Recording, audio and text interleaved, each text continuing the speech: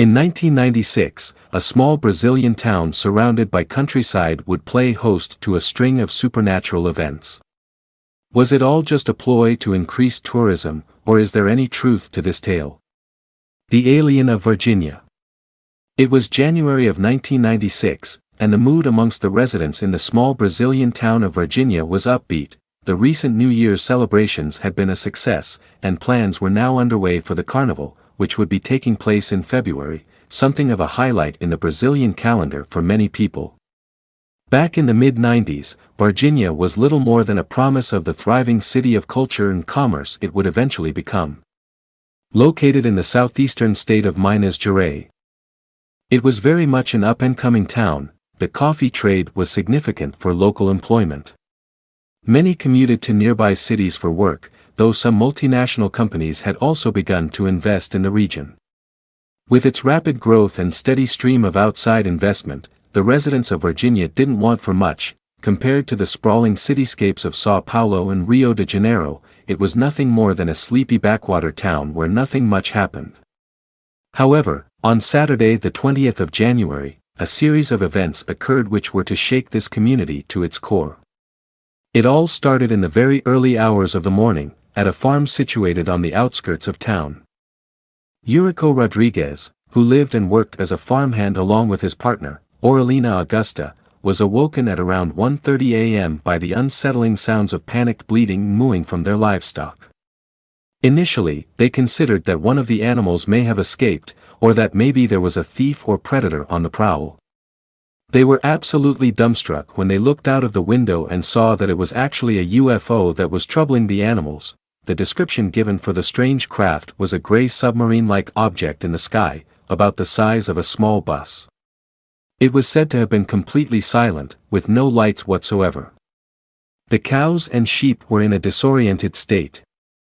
And it is believed that the craft was visible for around 5 minutes before disappearing from view. Despite their encounter, Eurico and Aurelina decided not to report their sighting to authorities for fear of being ridiculed or labeled as hoaxes.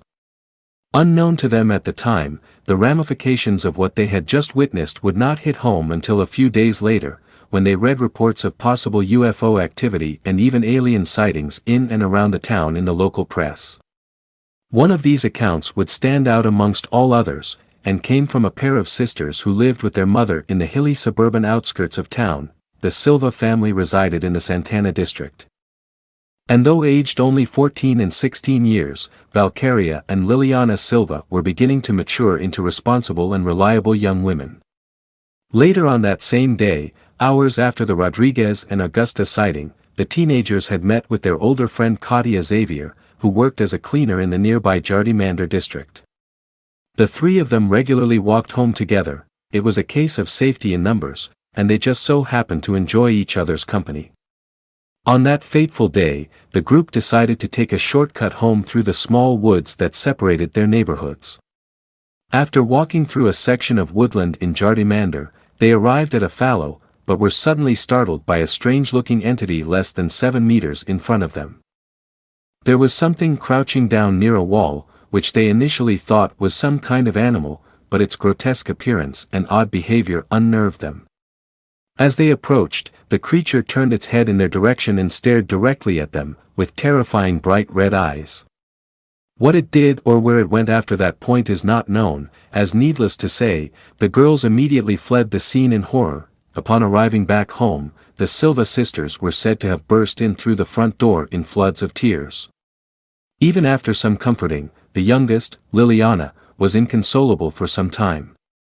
When their mother asked them what they had seen to make them so upset, they simply replied, "We saw the devil." It wasn't long before the local press got wind of the story, and by the following day, Brazil's most watched Sunday TV show, Fantástico, sensationally announced the news that an extraterrestrial being had been spotted in Virginia. However, rumors were rife amongst the locals that there had, in fact, been multiple sightings of aliens roaming the streets during the previous day. The feeling in town was one of confusion and concern, with the majority of residents just trying to piece together exactly what had happened. Claudia Xavier later gave a description of the creature they saw, saying it was a small, emaciated, non-human, non-animal being with brown skin.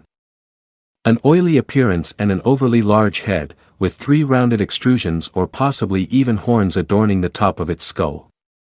People came forward to say that they too had witnessed further alien or UFO activity.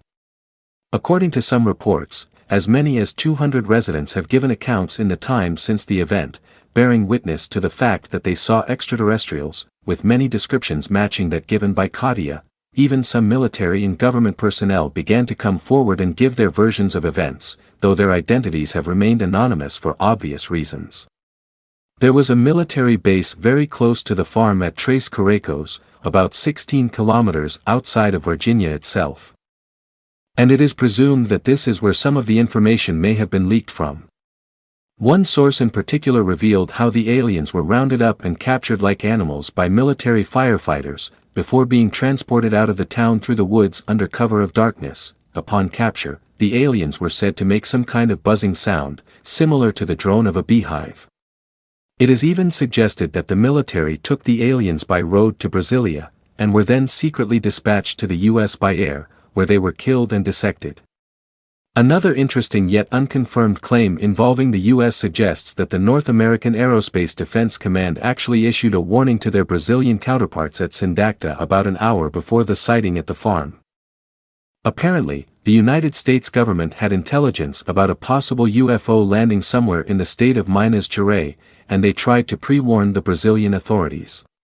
If correct, it somewhat supports the Rodrigues and Augusto UFO sighting near Tres Correcos, and adds weight to the claim that aliens were sent back to the United States.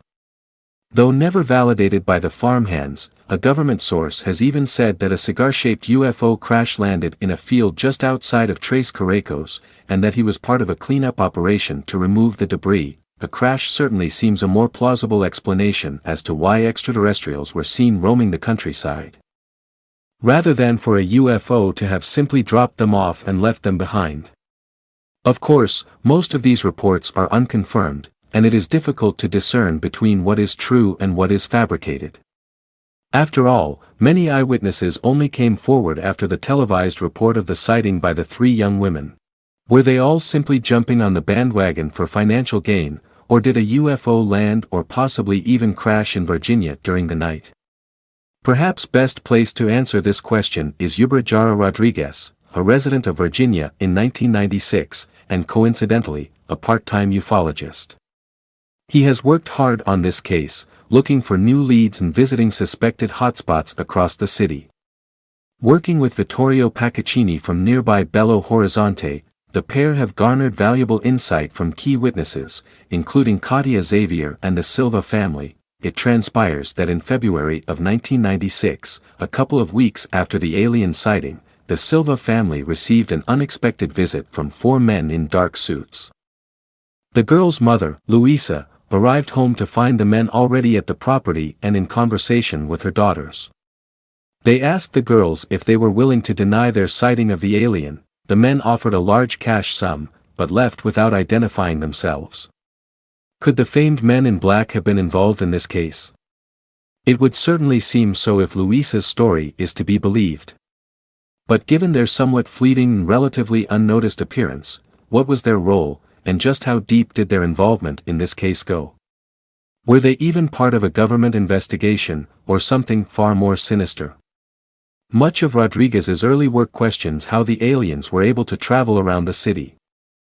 How they were then captured by the military and disposed of without there being a public outcry. His conclusions are that whilst many people claim to have seen aliens, and others saw the military presence, no one saw any events that took place between the two. Indeed, some criticism has been leveled at Rodriguez's work. He previously claimed that the alien autopsies were carried out by Dr. Badon Polaris. Nonetheless, Polaris himself publicly denied any involvement in the affair in 2012.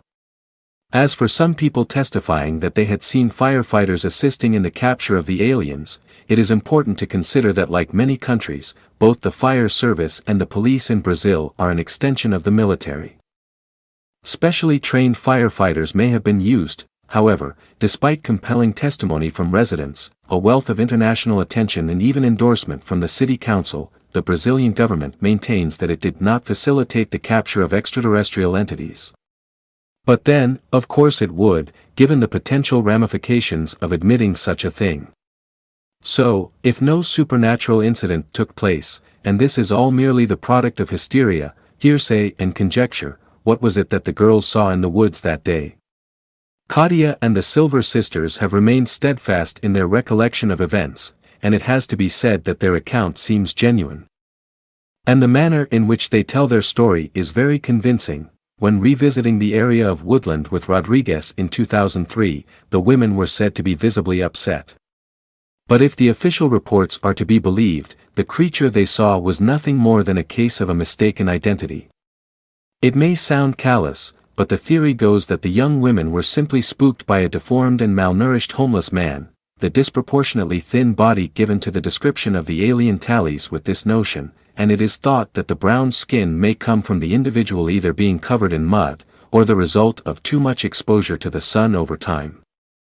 Internet sources vary greatly as to the homeless man's name. From Little Louis to Medino, with some sources even claiming to have photographs of this man. For some, questions remain as to what extent it is by design rather than default that the city of Virginia has been able to benefit so greatly from the supposed arrival of otherworldly beings. The event has assisted in the city's sustained growth and prosperity, helping a small town become a vibrant commercial and cultural center. And it's easy to see why many people view the events of the 20th of January, 1996 with such skepticism, purporting that they were well-orchestrated hoaxes engineered towards that goal. Thanks to widespread media coverage, the small town of Virginia has received international notoriety and an influx of alien-related tourism. In fact, since events in 1996, the city has remained very much in the supernatural spotlight. For instance, 2001 saw the construction of a 20-foot-high water tower, the Navia Spacial di Virginia, a disc-shaped monument to commemorate the event. In 2004, the town was also host to ufologists and researchers from across the globe when it held the UFO Congress of Virginia. However, an influx in tourism as a result of this event should not automatically delegitimize claims long held by the residents of the city. There are examples of other towns which have succeeded following supposed supernatural activity, such as Point Pleasant and, of course, Roswell. The simple truth is that so many people believe that something out of the ordinary did occur in that small town back in January of 1996. And whilst it is possible that some eyewitness accounts were fabricated, surely not all of them were. With all things considered, we are no more qualified than anyone else to say what did or did not happen. It has been more than 20 years since the incident took place. Only Katia, Valkyria, and Liliane know for sure what they saw that day, and unfortunately for them, it will forever haunt their nightmares. For the rest of us, however, it will forever pique our interest and be left at the mercy of speculation.